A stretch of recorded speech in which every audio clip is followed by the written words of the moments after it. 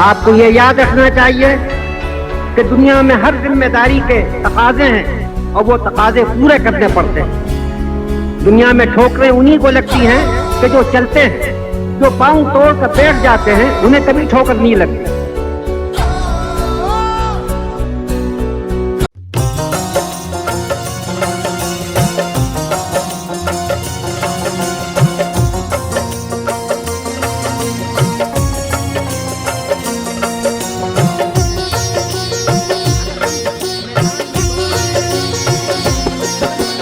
अबुल कलाम आजाद था भारत का दुलारा। अबुल कलाम आजाद था भारत का दुलारा। गांधी का दायां हाथ वो नेहरू का था प्यारा। गांधी का दायां हाथ वो नेहरू का था प्यारा। अबुल कलाम आजाद था भारत का दुलारा।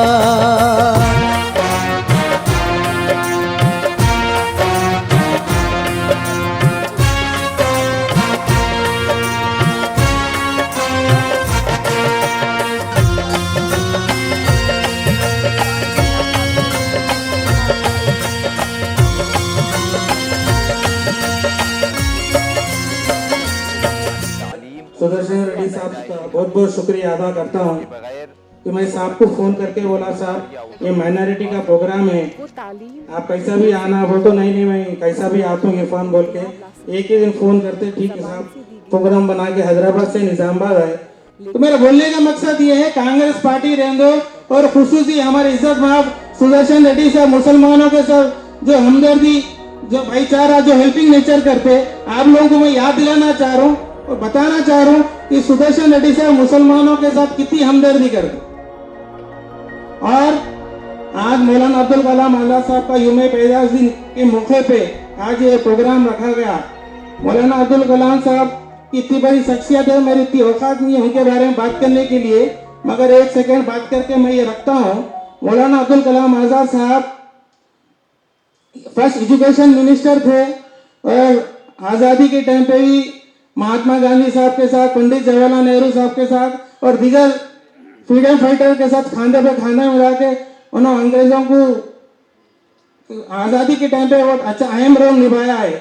और अब्दुल कलाम आजाद साहब अहम अल्लाह ताला उनको सही कई सलाहियतों से नवाजा है, जैसे आलमी दीन थे और शायर थे और प्रेस रिपोर्टर भी थे, ऐसे कई नवाजों से अल्लाह ताला उनको नवाजा है। और इस मौके और अब्दुल कलाम आजाद साहब जब आज़ादी मिलने के बाद दिल्ली में जामा मस्जिद में आवाज़ दी थी कि मुसलमानों हिंदुस्तान में, इंडिया में रहो, पाकिस्तान जाने की जरूरत नहीं है, ये हिंदुस्तान हमारा है। तो मौलाना अब्दुल कलाम आजाद मुसलमानों के साथ और हिंदू भाइयों के साथ बहुत था और उनका ये इंटेंशन था कि अवाम पढ़ लिख के आगे बढ़ना, कुछ तरक्की करना। मौलाना अब्दुल कलाम साहब का ये हमेशा उनकी ये सोच थी। और मैं आज के नौजवानों से गुजारिश करता हूँ पढ़ाई पे, एजुकेशन पे ध्यान रख के आगे बढ़ने की कोशिश करें। मैं और एक बार सुदर्शन रेड्डी साहब का और दीगर जनाब गड़गू गंगाधर साहब का, ताहिर साहब का, अभिनंदन जो अवाम के लिए, प्रजाओं के लिए ख्यास्तों को बाजू में रखते हुए अपन सब मिलके चलना बोल के जबकि प्राइम मिनिस्टर साहब नेहरू जी इनके कैबिनेट में अब्दुल कलाम आजाद साहब का इनके एजुकेशन देखते हुए आइंदा अपने भारत देश इंडिया में पॉपुलेशन के ऊपर से हर आदमी पढ़ना चाहिए, उसका लाइफ उससे तकरीर करते हुए एजुकेशन है तो कम से कम काम को भी जी सकते, बोल के वैसा ध्यान में रखते हुए अपना कलाम साहब का रोज एजुकेशन मिनिस्टर एजुकेशन मिनिस्टर दिए।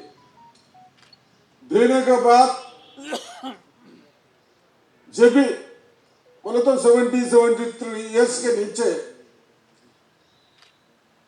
अभी अपन पढ़ना बोले तो अमेरिका जा रहे, लंदन जा रहे, बाहर जा रहे, जब भी रखते थे IIT, IRS, ये सब रखते छोटे लोगों को, पॉलिटेक्निक, ये सब रखते हुए जब कोर्सेस स्टार्ट करे, हम लोग आते आते कांग्रेस जो दौर में बहुत से दिन एजुकेशन कुछ नहीं था, रोड्स नहीं था, हॉस्पिटल्स नहीं थे, यूनिवर्सिटीज नहीं थे। अपन इतना 60 साल में ये पूरा डेवलप करने के बाद ये सब बड़े लोगों को बाजू में रखते हुए अब कास्ट पे ला रहे पॉलिटिक्स। मैं क्यों बोल रहा हूं बोले तो ये बड़े लोगों का नेहरू जी के होंदो, कलाम साहब के होंदो, ये सब लोग आइंदा क्या होने वाले सोच के करे सो है।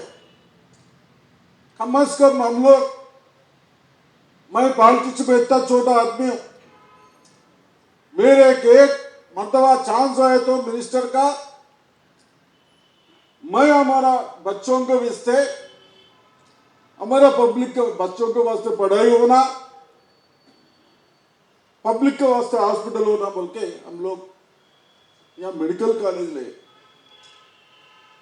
क्यों 120 डॉक्टर्स रहते, मेरे बहनों भाइयों को अंदर की, जहां तक हैदराबाद, हर बात को हैदराबाद जा रहे, वो नहीं होना चाहिए। यही ट्रीटमेंट 80%, 85% यही ट्रीटमेंट होना बोलते हम वो मेहनत से करे शायद। फिर हर साल अपने नया, ये बच्चे मेरे पास पैसे है तो इनके पास पैसे नहीं है तो भगवान ऊपर वाले सबको ब्रेक दिए, उससे पढ़े तो वो लोग रखे सो कामा, बड़े लोग अपने ध्यान में रखते हुए रखे सो कामा, हम लोग याद करते हुए करे सो है। मेडिकल कॉलेज होना, हर साल 100 डॉक्टर्स अपने पास आ जाते बोल के हम लोग कम से कम हॉस्पिटल में बच्चों को पढ़ाई के वास्ते प्रोफेसर्स नहीं है, हमारा पेशेंट्स को देखने के वास्ते डॉक्टर्स नहीं है। ये ऐसा हालत कर दी विदिन 7 साल में। इधी मन प्रभुत्व। ये सेंट्रल गवर्नमेंट बीजेपी आने का बाद only divided policy, only divided. जहां पर कौन सा इसको क्या करने का है वो बाता बोलना, वोटा डाल देना, सरकार लाना, काम करना। ठीक है, सरकार लाए, काम करो, डेवलप करो, वो नहीं। अपन कितने साल से रेलवे होंदो, फ्लाइट्स होंदो, फैक्ट्रीज होंदो, डिफेंस होंदो, सब फैक्ट्रीज लगाए सो है। वो फैक्ट्रीज भी ये लोग लगाए सो है, ध्यान में रखते हुए लगाए सो है। वो फैक्ट्रीज इतना बड़ा कहीं को ये बेच दो, वो बेच दो, ऐसा चला। मैं आप लोगों को మీ అందరికీ ఒకటే रिक्वेस्ट చేస్తా ఉన్నాను, जो लोग क्या करे आइंदा हमारा बच्चों को अच्छा रहने के वास्ते क्या क्या करे वो करके गए। अपन क्या कर रहे, डिवाइड कर ले रहे। अपन गए अभी ఏముంది ఇప్పుడు రాజులు పోయిండు, బ్రిటిష్ వాళ్ళు పోయిండు, నైజాం పోయిండు। अब क्या है, वोट डालने के बाद अपन चुन ले रहे, अपन राजा को बना रहे। वो राजा बनाने के बाद तू इधर फिरता क्या है, इधर फिरता क्या है, ये क्या सब इंडिया पूरा सेंट्रल वाले 2-3 लोगों का हाथ में लगा दिए। प्राइवेटाइजेशन होने के बाद एक हैच में 1000 लोग काम करे तो अब नया टेक्नीशियन आने के बाद अभी 500 का आ जाता हो, 200 का आ जाता। वो लोग वो सेविंग करने की कोशिश करते हैं, अपने ऊपर बेबत नहीं रहता। ये लोगों को क्या होना चाहिए, बीजेपी सरकार को उन लोगों को इलेक्शन में डिवाइड करके वोटा करने वाले होना, पैसा देने वाला हो। ये है अपने सीएम साहब, ये आप लोग मेहरबानी करके सब लोग हिंदू मुस्लिम सब भाई और क्रिश्चियन सिख सब सुनने के बात है। एक इलेक्शन जीतने का वास्ते 4500 करोड़ खर्च करता। यहाँ कितने यहाँ बच्चे पढ़े सो है, सर्टिफिकेट नहीं दे रहे, क्यों नहीं दे रहे? उसको फीस नहीं दे रहे। अपन क्या करें, कांग्रेस आने के बाद बच्चों को पढ़ाओ, फीस सरकार देगी बोलते बोले सर, वो फीस नहीं दे रहे। आरोग्यश्री छोड़ दिए, ये सब वो लोग का मेहरबानी से अपन करे सर, मगर डिवाइडिंग पॉलिसी से हमारा बस बीजेपी आ गया। एक माइनॉरिटी बोल के एक आदमी माइनॉरिटी के नाम पे अपने को अल्लाह बचा। जहां कांग्रेस जीतने का चांसेस है वहां माइनॉरिटी को कड़े रखती। ऐसा मेहरबानी करके, मेरा एज 70 साल हो गया, मैं पॉलिटिक्स नहीं बात कर रहा हूं, मैं प्रैक्टिकली क्या हो रहा है बोल के मैं बात कर रहा हूं, ये किधर जा रहा है बोल के बात कर रहा हूं। मेहरबानी करके आप लोग आइंदा भी अच्छा लोगों को सुनो।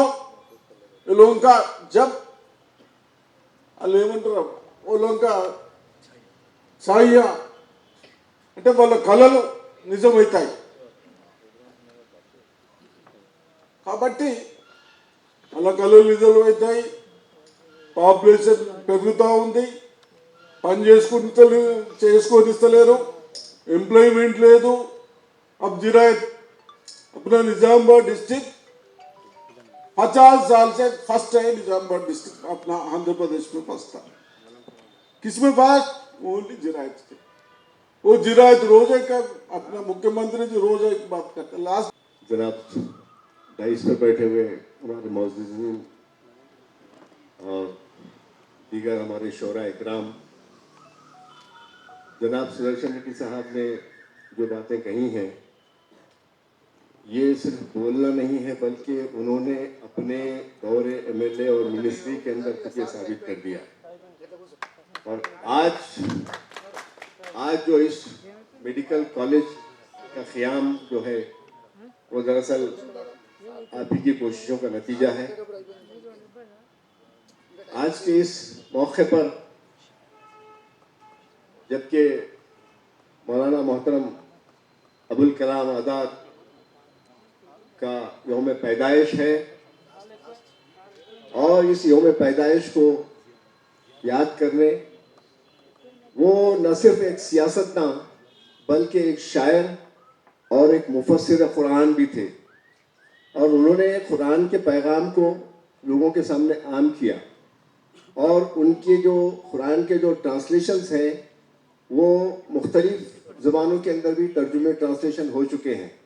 इसलिए कि उनका ये कहना था कि कुरान का जो पैगाम है वो मुसलमानों की जागीर नहीं है बल्कि वो सारे इंसानों के लिए एक गाइडलाइंस है, एक वे ऑफ लाइफ है, एक निज़ाम हयात है।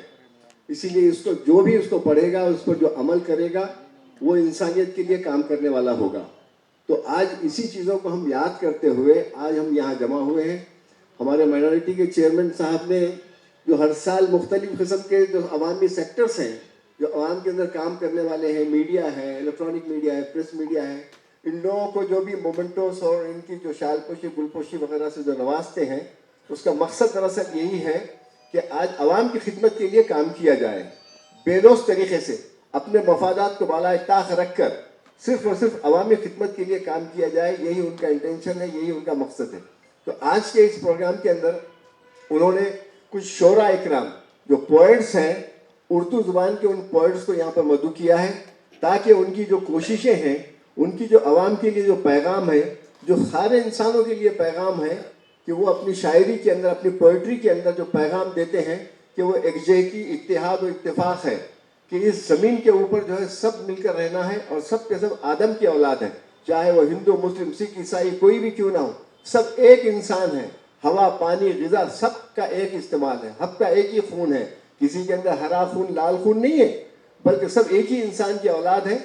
ये पैगाम जो है हमारे इन शोराए करम अपनी शायरी के ज़रिए से हमें देते आए हैं। तो मैं आज के इस मौके के ऊपर मोहतरम जनाब इरफान अली साहब जिन्होंने ये प्रोग्राम कंडक्ट किया है, मैं उनका भी शुक्रगुजार हूँ और ये उम्मीद करता हूँ कि ये जो पैगाम जो सुरेश रेड्डी साहब ने हमको दिया है, इसके ऊपर जो है काश हम ये दुआ करेंगे, इसीलिए कि ये एक सेकुलर हुकूमत है हिंदुस्तान की, जो ओढ़ देगा, जो मुंतखब होगा वो अपनी पॉलिसी चलाएगा, लेकिन इंसानियत के लिए जो पॉलिसी अंजाम देता है वही हमारे लिए सबसे बेहतर रहबर और रहनुमा होता है। मैं इन बातों के साथ में आप हज़रात से विदा होता हूँ। शुक्रिया, जज़ाकल्लाह।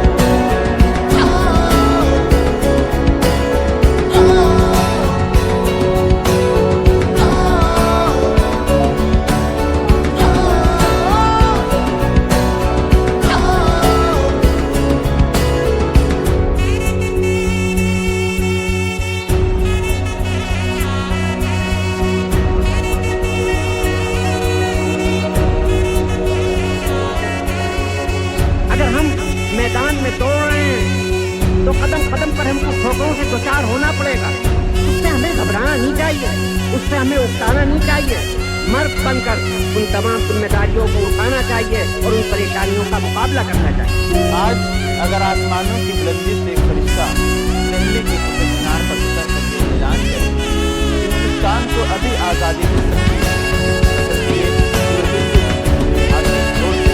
यकीनन मैं उसे रद्द करूँगा और इत्तेहाद में तब्दील करता हूँ। अगर आज़ादी मिलने में ताख़ीर हुई ये सिर्फ हिंदुस्तान का नुकसान है, लेकिन अगर हिंदू इत्तेहाद ज़्यादा रहा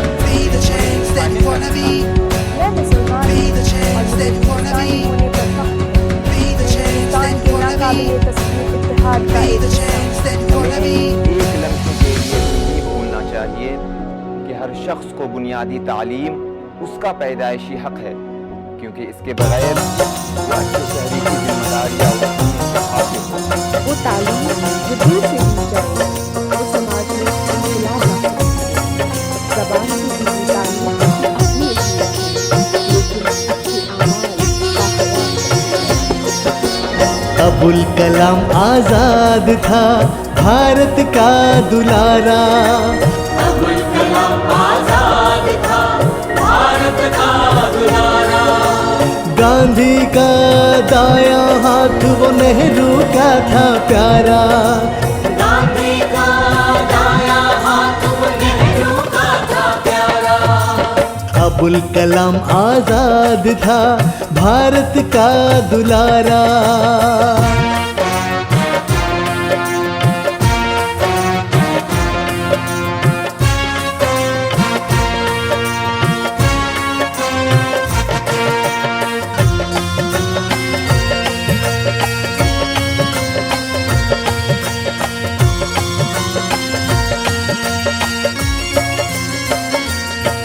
इस मुल्क को सभी को उस पे फक्र है हासिल।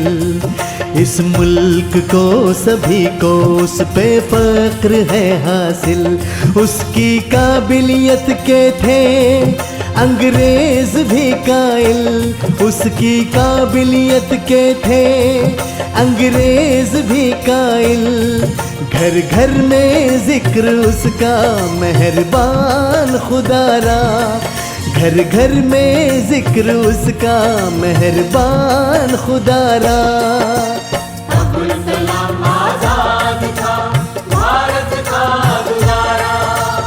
अबुल कलाम आजाद था भारत का दुलारा।